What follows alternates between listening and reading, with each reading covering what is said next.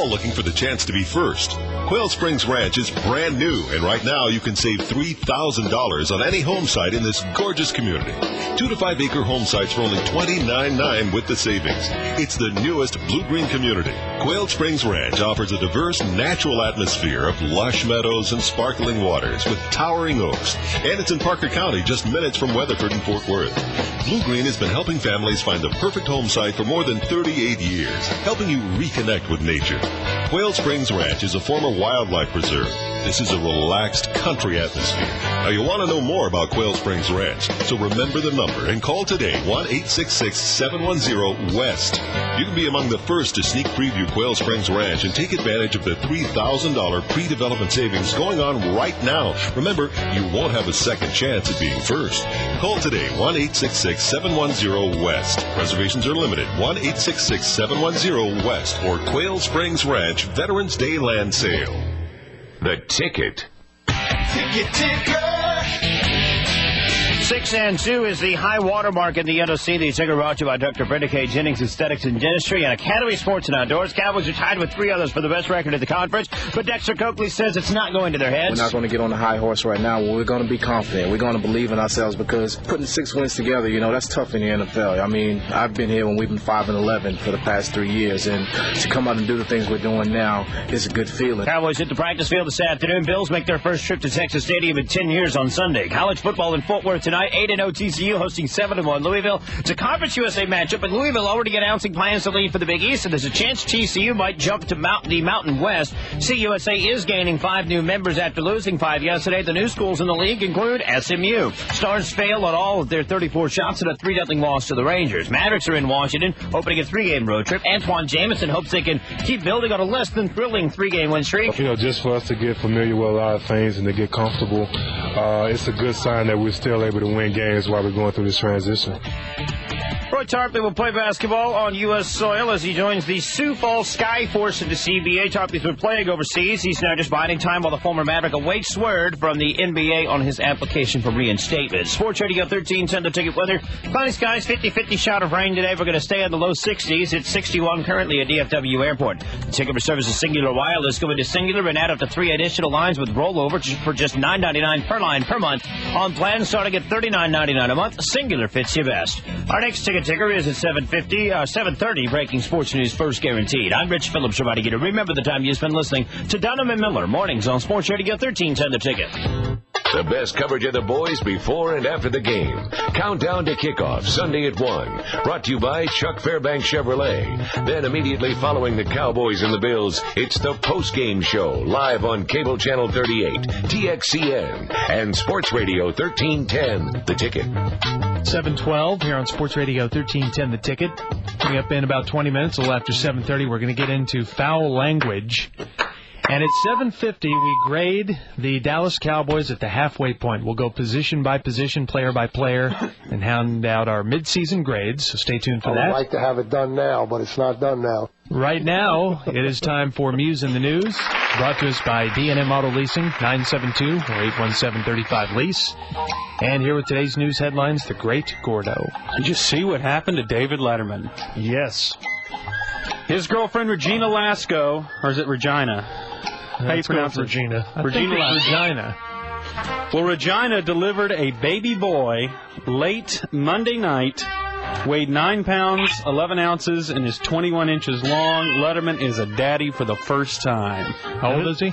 He is 56. Woo! Wow. And this is why Paul Schaefer had the host the other night, right? Yeah, Dave had to go to the hospital. Did you see that? Him hosting? Yeah. No. I heard he tanked. I'm sure he did. Can't host. Horrible. Letterman said the baby is named after his father, Harry Joseph Letterman. And Harry Joseph Letterman died at the age of 57. So Letterman is just 1 year away from how old his father was when he died. So it's got to be weird for Letterman becoming a father right around the age when his dad died. Yeah. Also, Letterman had that, what was it, quintuple bypass or quadruple bypass? Yep. Did you know that the survival, I forget what it is, they say that you're 90, or maybe it's like 80% of people live 5 years after that surgery. and then die? 80% of people only live 5? I think there's something about it that it was more deadly than I thought. Mm-hmm. Just having that procedure and then having that blood chemistry that causes that procedure to be required. Yeah, I don't know about that percentage, because I know a lot of times those quadruple bypass surgery, that'll last your heart 10 years. Yeah. Well, I don't know. Well, screw me. I don't know what I'm talking about. Anyway, I had a baby. I cannot imagine having a baby and then thinking to yourself, okay, when this baby heads off to college, I'll be about 75. Yeah, so I wonder if Harry's becoming a popular name now. Our friend Robert Wolanski named his baby Harry. That's 2. So that's 2. So if we get 3, that means it's increasing by 50%. I mean, it's a trend. Like as a Harry Potter? There you go. We're Harry Cox. Big Harry Cox. Okay, there's 4. Forgot about Harry Cox. And by the way, Robert Wolanski of The Observer wanted me to announce that he did name his baby after Harry Potter. He loves those books. Yes. He's a huge Harry Potter fan. All right. Letterman added, so God bless Dad and God bless Harry. And God bless Texas. And then Chuck Cooperstein went on the air and mistook which Harry Letterman was talking about. We're Harry Cox. Big Harry Cox. Big Harry Cox. Oh, Corby. Letterman said on the air, I don't know, maybe I shouldn't have done this. First thing I did, I took him home and dangled him over the balcony. On the top 10 list of reasons why Letterman was excited to be a father, the number 1 reason was, there's now tangible evidence that I've had sex. Is he married to this woman? Oh, yeah. Some people said they had gotten married, but I guess they haven't. So it's not Meryl Marco? No, they broke up like 15 years ago. In secondary news, the FBI has identified an Al-Qaeda operative who agents believe tried as late as August of 2001 to join the 9/11 terrorist plot as the 20th hijacker. Is that what's wrong with our country? This is secondary news? Yeah, I guess so. So what's the deal? I thought Moussaoui was the 20th. Was he the 19th? What? I thought... No, Moussaoui was supposed to be the 20th, right? Yeah. Well, now they've got this other guy they think's the 20th. I don't understand. Somebody's the 21st. Who's the 21st? I don't know. One of those guys. You think so? I guess. Well, when will they sort out whose title it is? I don't know. Why don't they just check the sashes that the guys are wearing? They don't have numbers. Oh. Big day for Republicans. Did you see where Republicans won the governorships of Kentucky and Mississippi yesterday? Mm-hmm. They say this is an early sign of Republican strength before the 2004 elections. The great state of Mississippi now has a Republican governor. Yeah, that's kind of a Democratic stronghold, isn't it? Yeah. So's Kentucky. You know, it's so weird. My grandfathers, one was just a diehard Democrat and one was a diehard Republican. And so they were feud? No, they didn't feud. I thought that's what they did in Mississippi. But, I mean, they were like, you know, whoever was Republican, that's who they were voting for. I mean, it didn't matter. I think maybe it's only my generation that really kind of considers both candidates. Oh, which one do I think's better? I don't know, maybe not, but back then you could have a guy who, I'd say, you know, Grandpa Buddy, this guy believes everything different than you believe. I don't care, he's a Democrat. FDR saved us. You know, the Republicans have been gaining a lot of momentum the last few years, and as I look ahead to the big election next year, they have no chance. I cannot believe that our second most powerful party in this country, one of the two big dogs, cannot find somebody to run for the highest office better than the guys that they have lined up as the candidates right now. It's really mind-boggling. I know we've got brighter minds and brighter people in this country than those people. Did you see the debate last night? No, or clips from it? They have another one. Well, Howard Dean, you know, who made the comment that he wanted to be the candidate for the guys with Confederate flags and pickup trucks, which caused such a ruckus, that comment. Bring back the Confederacy, I think it was his exact No, quote. he did not say that. He refused to apologize for saying that the party must court those Southerners with Confederate flags in their pickups. Al Sharpton said, I don't think you were a bigot, but I think it was insensitive, and I think you ought to apologize for it. Why is he there? Because he's a candidate, George. Okay, why is he a candidate? Because he's allowed to run for office. I don't know why you think that only whites can run for office, Gordon. And I'm going to make sure. But he is the sparest of the spare. He didn't need to be there. Senator John Edwards said, you were wrong, Howard. You were wrong. The last thing we need in the South is somebody like you coming down and telling us what we need to do. That's right. Dean was very blunt in his reply. He said, I was not wrong, John Edwards. At one point, Dean pointed to his recent endorsement by Republican Representative Jesse Jackson Jr. as evidence of his support among blacks. And Sharpton shot back that Dean sounded more like Stonewall Jackson than Jesse Jackson. Kind of funny. What a bunch of Jesse. boobs. You think so? Hey, you know what? I support Howard Dean on this. They are grandstanding and jumping on board with a sentence that contained the word Confederate flag and are not listening to what he meant by the sentence. Right. His idea was he wants to be the candidate for everyone, including those people that he may disagree with their politics, but he wants to be their candidate. He wants to be the president of everyone. And he's not wrong when he says there are still a bunch of guys in pickups driving around with Confederate flags who are basically Republicans. But all the other candidates are just trying to find anything to jump on board and distance themselves from him and define themselves against him because he's still kind of the front runner. There was one funny moment. The 8 contenders were asked which of their rivals would they like to party with.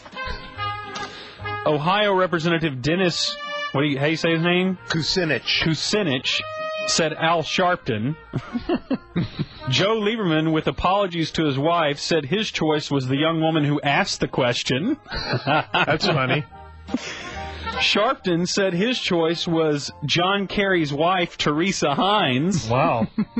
And that prompted Kerry to select Sharpton, a choice he said that would allow him to keep an eye on Sharpton as he was going out with his own wife. That's pretty funny. I'm glad they're talking about the real weighty issues. Yeah. In other news, members of at least 2 Episcopal churches in New Hampshire want their congregations to be supervised by the Diocese of Albany, New York, after a gay guy became the Bishop of New Hampshire on March 7th. Oh, he will become the gay bishop on March 7th. So they say, hey, look, we don't want the... By the way, this is the new song of the Episcopal Church in America. This is their theme song. Go ahead and crank it up, Jer. Opening hymn. Matter of fact, I went to church last week and we read the creed to this song. They piped this in. So 2 people already say they don't want to be up under this particular bishop, and I think a lot of men agree with them. Yeah. Reuben Studdard and Clay Aiken will be in the Macy's Thanksgiving Day Parade. Fat ass one. Never has a runner-up been so popular as Clay Aiken. You know, his album to win or something. His album sold more than all the other American Idol albums combined, basically. He opened up with like over 600,000 in the first week. You know, he's got a terrific voice, but I don't understand how anybody can take him seriously. He looks like a Martin Short character, doesn't he? Yeah. He looks like the only song he ought to sing is the theme song of Queer Eye from the Straight Guys. Yes. The dude who was the runner-up to Kelly Clarkson, he got a lot of pub, too, because he got to do the movie with her and his CD. Justin? What's his name? Timberlake. Is it Justin? Justin Warini? Yeah. What happened, by the way, scatter shooting while wondering whatever happened to Kelly Clarkson? I don't know. Yeah, she's still out there. I think she's in a 2-bedroom apartment in Burleson again. Sharing it with some girl she works at Chili's with. She's making cash. She's still touring. Al Sharpton is going to host Saturday Night Live on December 6th. The musical guest will be Pink. And between those 2 guests, I think I'd sleep with Al Sharpton first. You know, Pink's kind of making a comeback. I've seen some pictures of her lately. That's funny. Somebody sent me a picture of her this morning. How'd it look? Yeah, well, the subject line is she the hottest? Here's Jub Jub's girl. You guys tell me what you think. Take a look here. What's going on with her nose there? She looks so disgusting. I'm talking a couple of years ago. Look how big her belly's kind of gotten right there, and her couple of fried eggs there. Yeah, on her fried eggs, years her ago. breast. Gross. Yeah, right on a couple of years ago. No, you weren't. Yeah, it was. Britney Spears has pulled out of the MTV Europe Music Awards after contracting the flu and a severe throat infection. She's a bitch. You know what? And I have a protein treatment that I can give her for that throat infection. This story excites me when in the same sentence I heard Britney and pull out.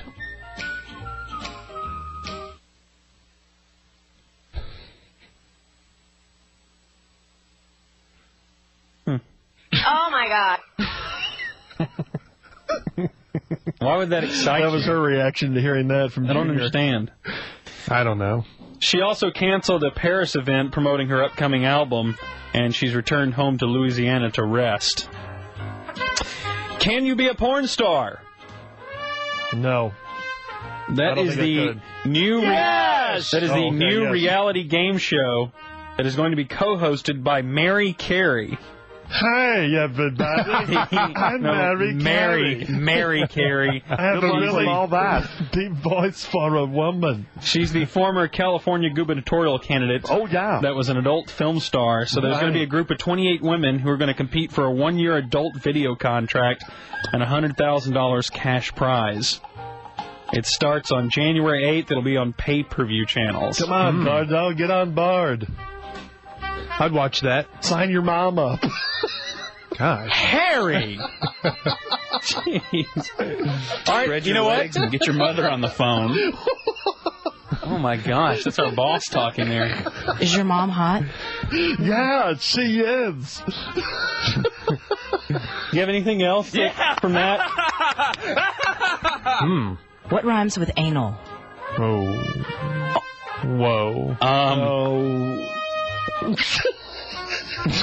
What does? Yeah, come to think of it. Nothing. Is it like orange? Nothing really rhymes with it? God, oh God, what are we going to do?